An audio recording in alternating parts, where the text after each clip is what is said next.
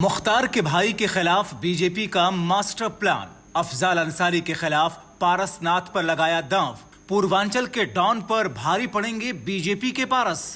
गाजीपुर में लोकसभा चुनाव की लड़ाई काफी दिलचस्प हो चुकी है। बीजेपी ने गाजीपुर लोकसभा सीट से मुख्तार अंसारी के भाई के खिलाफ पारसनाथ राय को चुनावी मैदान में उतारकर एक तीर से कई निशाना साधा है।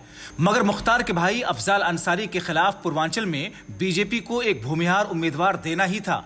बीजेपी ने नाम फाइनल करने के लिए 4 बिंदुओं पर गौर किया। प्रत्याशी भूमिहार समाज से ही होना चाहिए, साफ छवि वाले को ही टिकट दिया जाना है ताकि माफिया बनाम साफ छवि चुनाव हो सके। पूर्वांचल की चुनावी गणित की उसे पूरी समझ हो। दरअसल यूपी बिहार में भूमिहार के सबसे बड़े नेता के तौर पर मनोज सिन्हा की सीट गाजीपुर रही है। पार्टी के आंतरिक सर्वे में गाजीपुर से 2 नाम आए। पहला नाम मनोज सिन्हा और दूसरा उनके बेटे अभिनव सिन्हा का।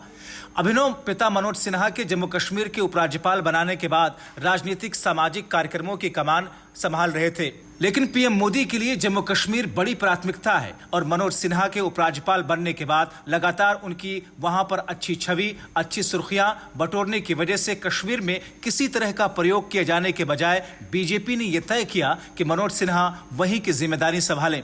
जहां तक उनके बेटे अभिनव को टिकट देने की बात रही तो इसमें सबसे बड़ा रोड़ा परिवारवाद का आरोप था।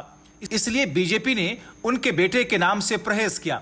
इसके बाद गाजीपुर में एक और नाम कृष्णानंद राय की पत्नी अलका राय का आया। इन्हीं अलका राय के पति कृष्णानंद राय की हत्या का मुख्तार अंसारी पर आरोप लगा रहा, लेकिन अलका राय पिछले विधानसभा चुनाव में हार चुकी हैं। इसके बाद संघ ने अपने स्वयंसेवक और विभाग संपर्क प्रमुख रिटायर्ड प्रिंसिपल पारसनाथ राय के नाम को आगे बढ़ाया।